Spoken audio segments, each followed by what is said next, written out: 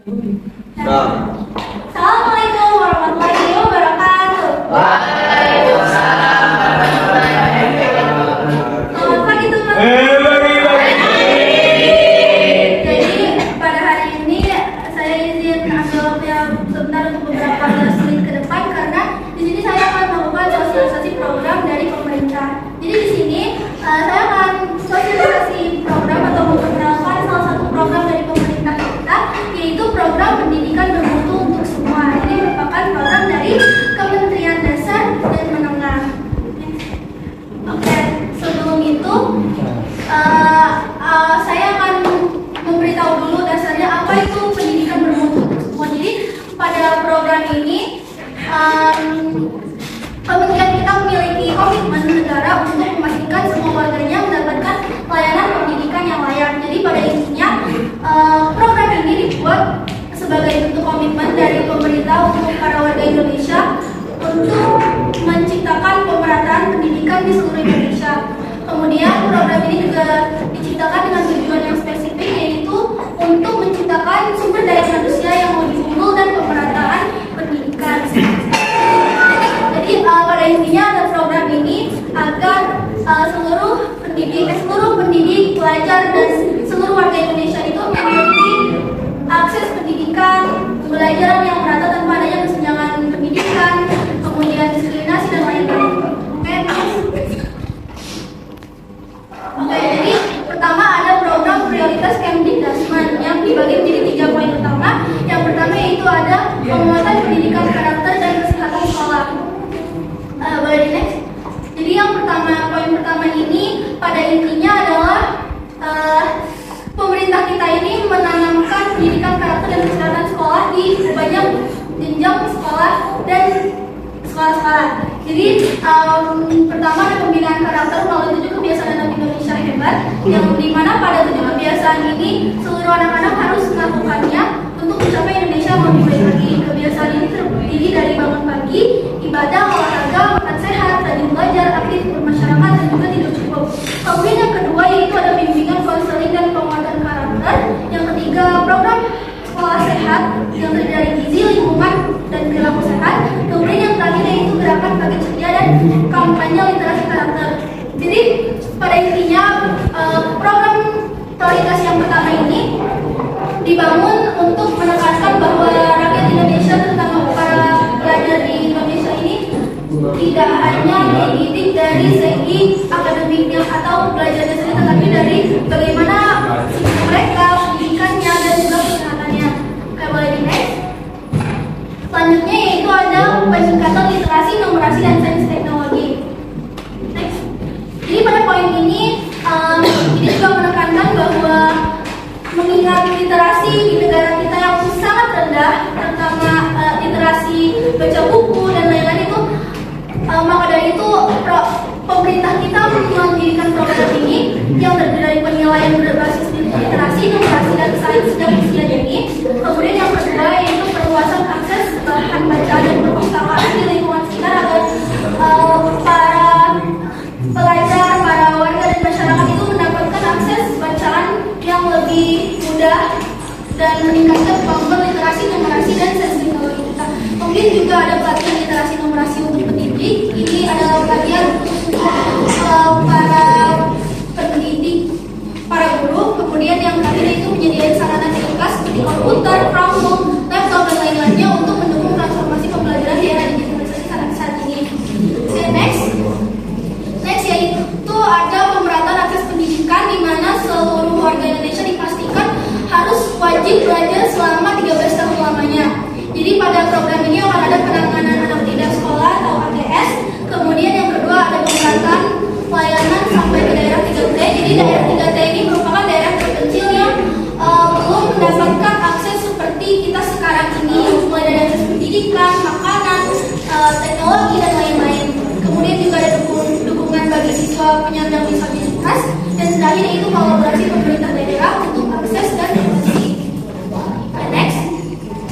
Nah, program yang kedua yaitu ada pembangunan dan revitalisasi satuan pendidikan. Jadi pada program ini ditekankan juga bahwa untuk meningkatkan kemampuan pendidikan pendidikan di Indonesia itu tidak hanya dibangun dari segi anak-anaknya saja, dari segi pembelajaran dan lain-lain, tapi juga dari bagaimana sarana dan prasarana sekolah harus mencukupi untuk meningkatkan kemampuan pembelajaran tersebut. Jadi pada poin ini terdapat anggaran yang sudah ada lebih dari 27 triliun sudah mendukung pembangunan sarana dan prasarana sekolah, dan juga lebih dari 350.000 ruang kelas dan fasilitas telah diperbaiki atau ditingkatkan menjadi lebih baik dan lebih layak. Dan terakhir yaitu peningkatan pendapatan daerah melalui investasi pendidikan. Untuk yang selanjutnya itu digitalisasi pembelajaran, mengingat sekarang ini adalah zaman yang serba digital dan memerlukan teknologi untuk belajar.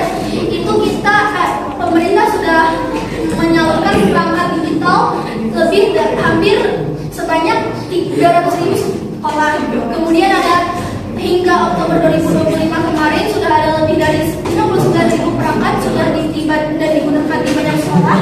Kemudian juga seluruh sekolah akan memperoleh perangkat digitalisasi untuk mengakses model pembelajaran secara bebas. Dan yang terakhir yaitu ada fitur-fitur yang telah mewujudkan program digitalisasi pembelajaran. Seperti yang kita ketahui juga, baru saja kemarin itu Presiden kita Bapak Prabowo itu menyalurkan smartboard untuk beberapa sekolah termasuk sekolah kita ini. Oke, next. Mengingat kita bicara tentang digitalisasi, maka kita juga berhubungan dengan penggunaan handphone. Maka dari itu di sini juga ada rumah pendidikan yang merupakan super aplikasi layanan pendidikan untuk guru, siswa, sekolah dan juga pemerintah yang dan memiliki banyak sekali fitur untuk masing-masingnya, mulai dari materi belajar untuk murid, pelatihan untuk guru, manajemen data dan layanan untuk ruang sekolah, juga untuk pemerintah juga ada. Kemudian juga rumah pendidikan ini sudah digunakan oleh lebih dari 500.000 pengguna aktif. Oke, next. Next ini ada kemampuan tes akademik atau TKA nasional, yang dimana ini adalah seperti untuk sebuah ujian nasional yang digunakan untuk mengukur capaian akademik di setiap jenjang mulai dari SD, SMP, SMA dan SMK. Kemudian TKA ini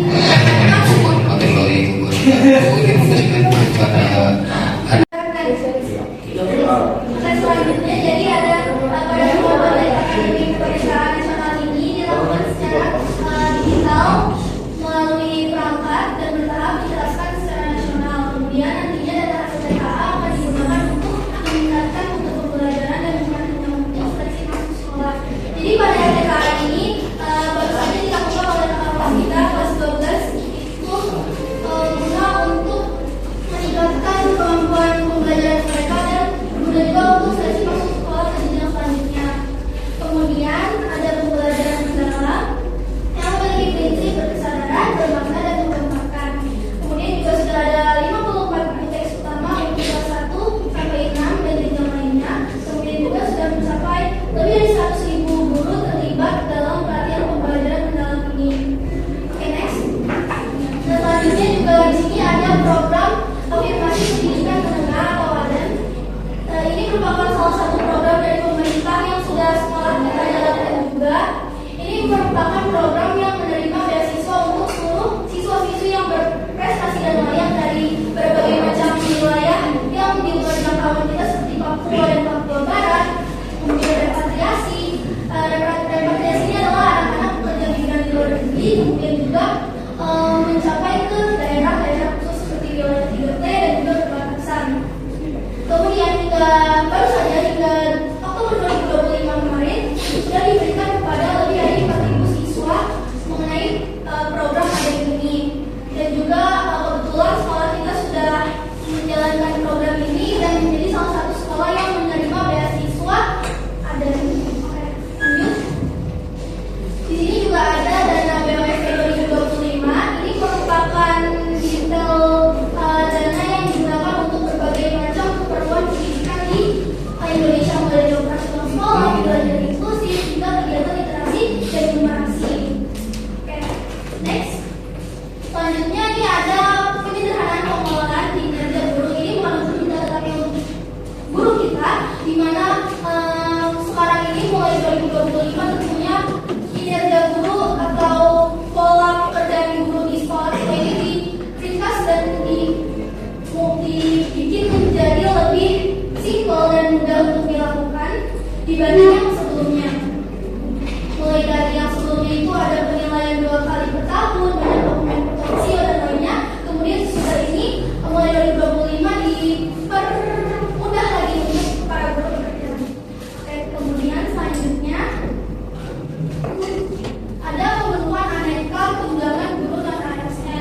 merupakan tunjangan untuk para guru non-ASN mulai dari tunjangan profesi, khusus, intensif, dan subsidi upah.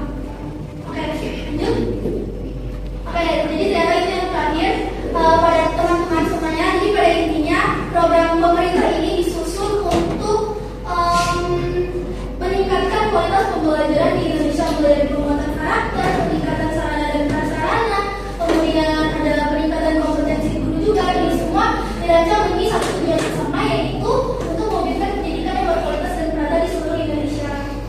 Tentunya untuk harapan kita semua para pelajar berharap para generasi muda kita bukan hanya cerdas dan kompeten, tetapi juga berkarakter kuat, sehat, kreatif, dan siap menghadapi masa depan nantinya untuk Indonesia kita.